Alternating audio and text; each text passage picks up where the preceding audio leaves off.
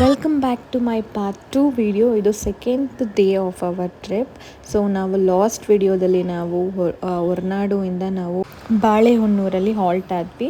So ಅಲ್ಲಿಂದ ನಾವು morning ಎದ್ದು ನಮ್ಮ ಜರ್ನಿನ ಸಕ್ಕರೆ ಬೈಲೂರಿಗೆ ಸ್ಟಾರ್ಟ್ ಮಾಡಿದ್ವಿ. ಫೈನಲಿ ನಾವು ಅಲ್ಲಿ ಬ್ರೇಕ್ಫಾಸ್ಟ್ ಮಾಡೋಣ ಅಂತ ಅಲ್ಲೇ ಸಕ್ಕರೆ ಬೈಲೂರು ಹತ್ರ ಒಂದು ಪುಟಾಣಿ ಇಡ್ಲಿ ಅಂಗಡಿ ಇತ್ತು. ಸೊ ಹಾಗಾಗಿ ಅಲ್ಲಿ ಒಂದು ಪ್ಲೇಟ್ ಇಡ್ಲಿ ತೊಗೊಂಡು ಎಲ್ಲರೂ ಬ್ರೇಕ್ಫಾಸ್ಟ್ನ ಮುಗಿಸ್ಕೊಂಡು ಹೊರಟ್ವಿ.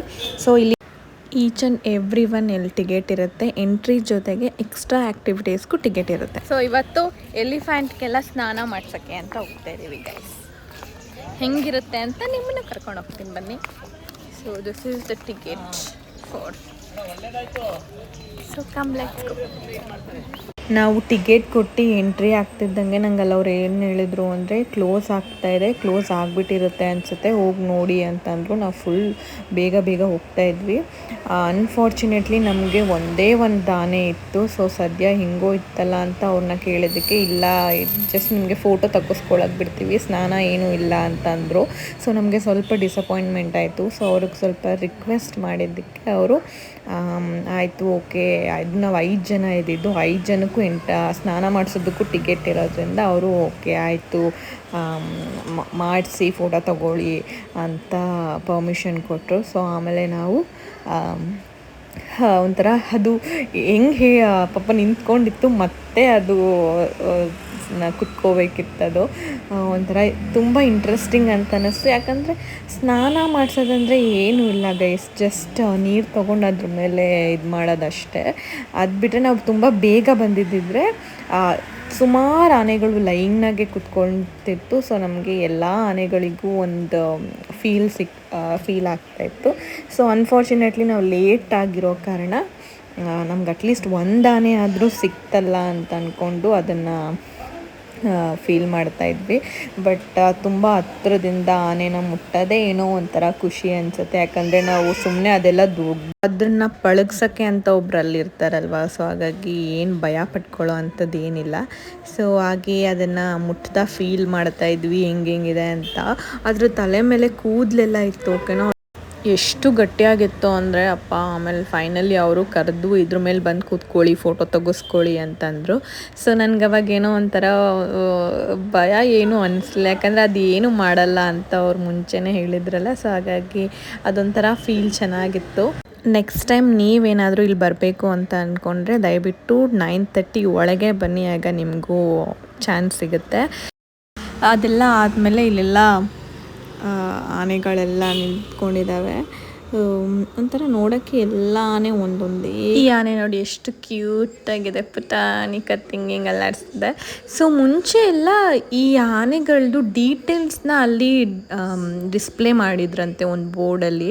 ಲೈಕ್ ಅದ್ರ ಹೆಸರು ಅಥವಾ ಅದು ಹೆಣ್ಣೋ ಗಂಡೋ ಮತ್ತು ಅದ್ರ ಸ್ವಭಾವಗಳೇನು ಅನ್ನೋದನ್ನೆಲ್ಲ ಹಾಕಿದ್ರಂತೆ. ಬಟ್ ಇವಾಗ ಅದನ್ನು ತೆಗೆದ್ಬಿಟ್ಟಿದ್ದಾರೆ, ರೀಸನ್ ಗೊತ್ತಿಲ್ಲ.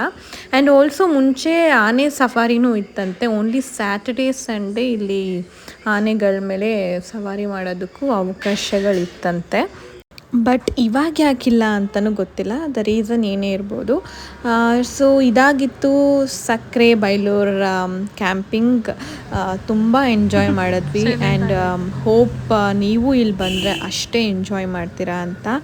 So one of my favourite place, ಇಲ್ಲಿಗೆ ಹೋಗಬೇಕು ಅಂತ ಸುಮಾರು ವರ್ಷದಿಂದ ಅನ್ಕೋತಾ ಇದ್ದೆ. ಬಟ್ ಈಗ ಅದಕ್ಕೆ ಟೈಮ್ ಬಂದಿದೆ.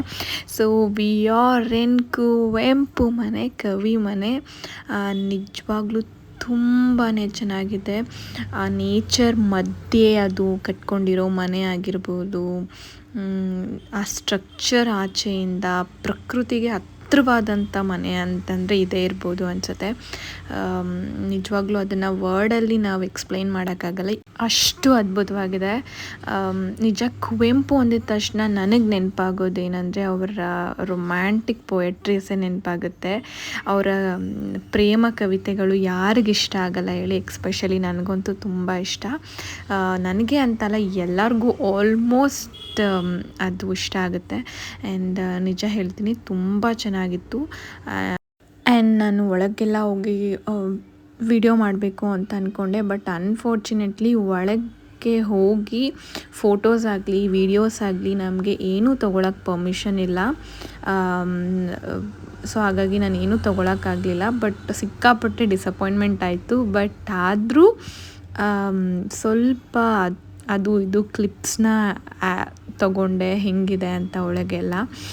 ಬಟ್ ಸೀರಿಯಸ್ಸಾಗಿ ಹೇಳ್ತೀನಿ, ಒಳಗಿರುವಂತಹ ಕುವೆಂಪು ಅವರು ಯೂಸ್ ಮಾಡ್ತಿದ್ದಂತಹ ಪ್ರತಿ ಒಂದು ಐಟಮ್ ಸಮೇತ ನಮಗಲ್ಲಿ ಶೋಕೇಶ್ ಮಾಡೋಕ್ಕಿಟ್ಟಿದ್ದಾರೆ. ನಿಜ ಹೇಳ್ತೀನಿ, ಸಿಕ್ಕಾಪಟ್ಟೆ ಚೆನ್ನಾಗಿದೆ. ಪ್ರತಿಯೊಂದು ಅವರು ಮಲಗ್ತಾ ಇದ್ದಿದ್ದು, ಯೂಸ್ ಮಾಡ್ತಾ ಇದ್ದಿದ್ದು ಬಟ್ಟೆ, ಪಾತ್ರೆಗಳು ಈಗಲೂ ಅಷ್ಟೇ ಅದ್ಭುತವಾಗಿದೆ. ಯಾರೆಲ್ಲ ಶಿವಮೊಗ್ಗ ಕಡೆ ಬರ್ತಿರೋ ಡೆಫಿನೆಟ್ಲಿ ಈ ಪ್ಲೇಸ್ನ ಮಿಸ್ ಮಾಡ್ದಿರ ವಿಸಿಟ್ ಮಾಡಿ. ತುಂಬ ಚೆನ್ನಾಗಿದೆ. ಹೆಂಗೆ ಅನ್ನಿಸ್ತು ಮಮ್ಮಿ ಕುವೆಂಪು ಮನೆ? ಕುವೆಂಪು ಅನ್ನೋರೇ ಒಬ್ಬ ದೇವತಾ ಮನುಷ್ಯ.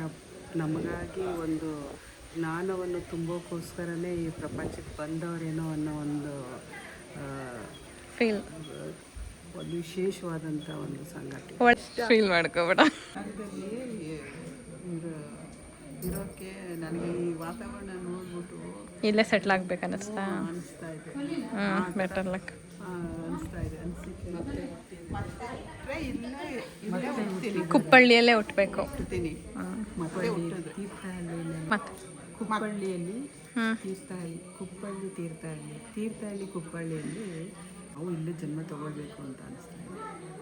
All the best.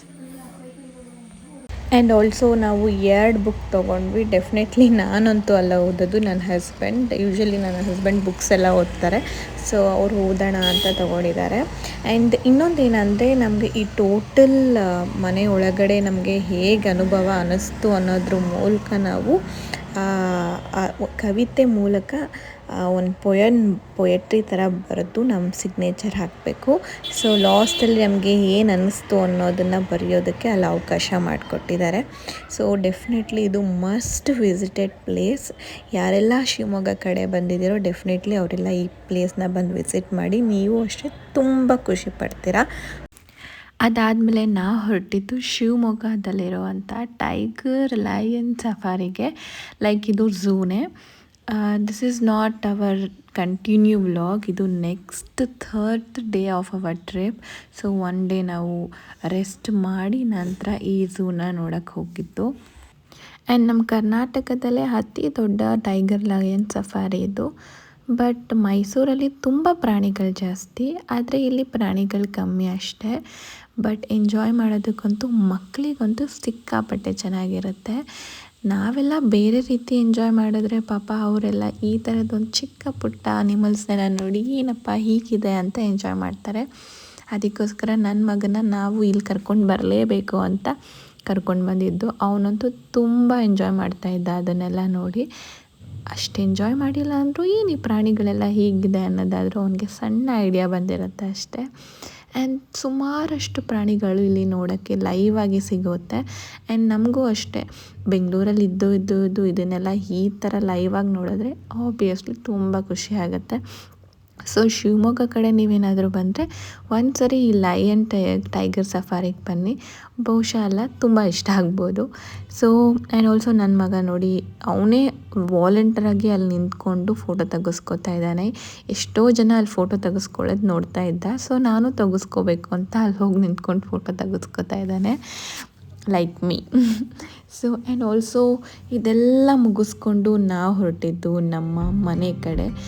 So hope ನಿಮ್ಗೆ ಈ ವಿಡಿಯೋ ಇಷ್ಟ ಆಗಿರುತ್ತೆ ಅಂತ. ಪ್ಲೀಸ್ ಇಷ್ಟ ಆಗಿದ್ದರೆ ನನ್ನ ಚಾನಲ್ನ ಸಬ್ಸ್ಕ್ರೈಬ್ ಮಾಡ್ಕೊಳ್ಳಿ, ಹಾಗೆ ಲೈಕ್ ಮಾಡಿ, ಹಾಗೆ ನಿಮ್ಮ ಅನಿಸಿಕೆಯನ್ನು ಕಮೆಂಟ್ ಬಾಕ್ಸಲ್ಲಿ ಕಮೆಂಟ್ ಮಾಡಿ.